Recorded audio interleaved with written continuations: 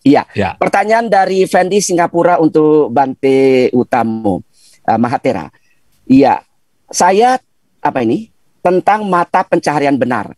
Selasa lalu saya ada interview pekerjaan sebagai web game developer. Job description-nya kelihatannya wajar-wajar. Tapi pada saat interview, manajernya memperlihatkan 2 game yang mereka punyai. Dari sana kelihatan kalau ternyata itu adalah game taruhan online, di mana hal ini tidak legal di Singapura. Setelah itu saya mundur teratur dari interview. Menurut Dama, bagaimana programmer yang bekerja di perusahaan taruhan online? Sebagai programmer kan yang bertanggung jawab membuat gamenya. Ini menarik ya, bro ya. Silakan Bante. Baik.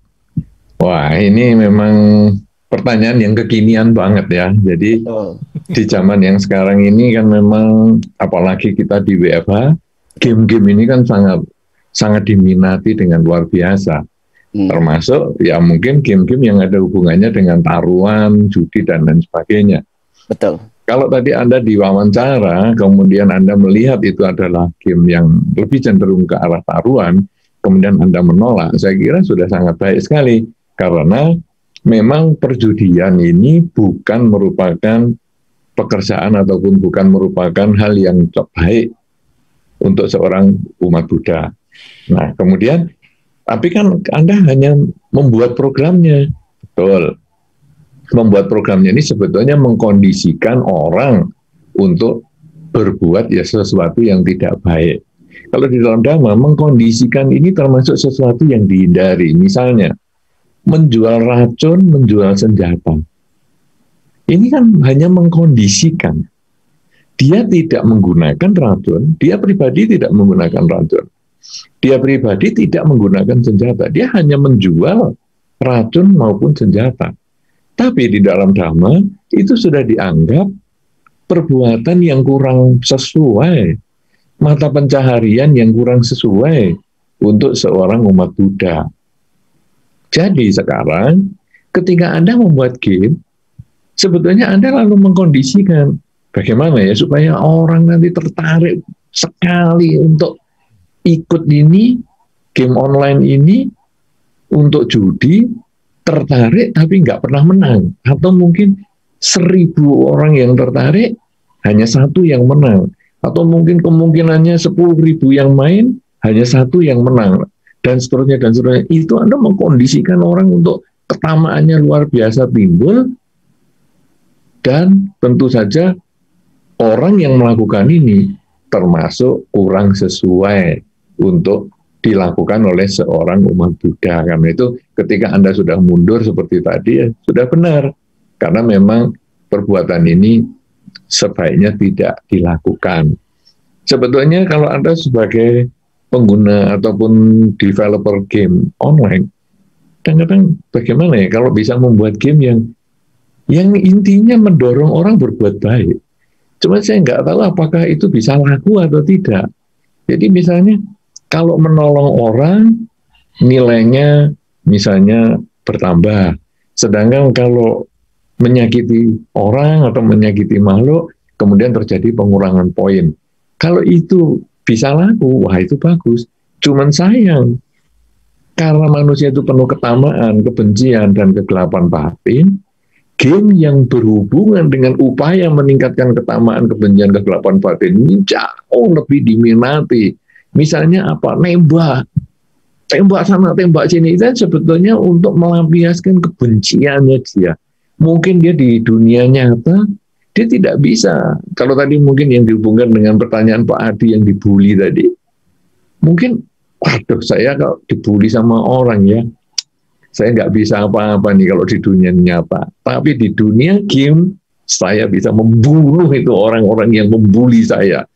Nah, jadi akhirnya dia memuaskan dirinya di situ karena dia benci dengan kehidupannya yang di sekolah dibully, di masyarakat dibully. Akhirnya, wah sudah di game aja saya jagoannya di situ. Tidak ada yang berani bully karena muncul kepalanya saya tembak, muncul tembak kena tangannya ya, muncul juga tangannya yang saya tembak. Dan itu memuaskan sekali ketamaannya, memuaskan sekali kebenciannya, tamak dengan harga diri yang menggebu-gebu, benci dengan orang yang membuli, yang semuanya ini karena dia tidak menyadari hidup ini hanya satu proses yang berkesinambungan. Nah, kita yang membuat game itu sebetulnya ya sudah mengkondisikan orang punya ketamaan, kebencian, kegelapan batin. Kita yang main juga sama. Anak-anak muda, kadang-kadang karena semua sekarang dari kecil sudah dipegangi HP, sudah sekolah juga dengan HP, kadang game itu yang dipakai, dan hampir semua game itu isinya ya ketamaan, kebencian, kegelapan batin itu. Bagaimana saya bisa membunuh maksimal, bagaimana saya bisa menyakiti, kalau perlu di jalan kan saya nggak bisa ngebut nih karena peraturan, kena apa, mainnya game balapan, ngebut itu bebas sekali. Begitu ada yang mau nyalip, tabrak sana, sudah musuhnya mencelat, ini lagi tabrak, jadi puas. Ketamaan, kebencian, kegelapan batinnya puas. Dan itu menimbulkan pikiran yang bahagia banget. Dan akhirnya pengen mengulang sampai ketagihan main game itu. Nah, ini sebetulnya kita tuh selama main game yang pengembangan ketamaan, kebencian, kegelapan batin, kita sebetulnya menambah karma buruk loh. Jadi karma buruk kita sedikit-sedikit tambah. Dan nanti di dalam Dhammapada yang akan disebutkan Pak Pus sebentar lagi, bahwa kalau sekarang ada air menetes, setetes, itu nanti satu malam, satu tempayan juga penuh. Dan itu kita setetes, nembak dor, nembak sana dor. Kemudian, wah ini bedil panjang sudah habis, sekarang ganti pistol. Pistolnya pelurunya juga sudah habis, ganti pisau, ketemu orang, gorok, tusuk. Itu sebetulnya kalau pelurunya netes, dan itu menjadi kebiasaan di dalam pikiran kita. Dan akhirnya kita biasa berbuat buruk. Dan akhirnya nanti di masyarakat, kita menganggap dunia masyarakat itu akhirnya seperti game itu. Kita boleh bunuh, boleh apa, dan akhirnya jadilah masyarakat yang kacau balau. Ya, karena itu kalau Anda bisa jadi programmer yang bijaksana, coba. Kadang-kadang nggak laku pun kita nyoba 1-2. Siapa tahu masih ada orang di zaman ini yang masih kepingin meningkatkan kemoralan dengan game. Ya, kalau dulu ada itu, zaman kita kecil ini ya, generasi X kita ini yang masih kecil, itu dulu ada namanya Tamagotchi. Ya, mungkin Pak Po tahu, Pak Adi ya tahu, beberapa orang generasi X ini yang tahu tahun 60-an kalau lahir itu tahu, itu Tamagotchi. Tamagotchi itu dulu game untuk memelihara anjing. Ya. Jadi ini bunyi, timernya bunyi. Ini waktunya anjingnya makan. Dikasih makan. Kemudian bunyi lagi nanti tidak lama. Anjingnya harus diajak jalan-jalan dan seterusnya. Itu sebetulnya game karma baik ya, luar biasa. Sayang hari ini sudah tidak ada. Mungkin beberapa anak muda generasi yang baru ini milenial sudah nggak pernah dengar namanya Tamagotchi. Ya, begitu. Jadi sebetulnya Anda pun membuat game mengkondisikan orang melakukan sesuatu, apakah itu karma baik atau karma buruk, dan Anda juga terkena karmanya juga. Begitu, silakan. Baik, terima kasih karena Bante tadi sudah bilang Dhammapada. Anda jagonya Dhammapada kok, luar biasa. Terima kasih Bante. Jadi saudara sekalian, Bante sudah menjawab kepada penanya bahwa yang di Singapura ya, saudara Fendi tadi, bahwa Anda sudah memiliki pilihan yang tepat ya.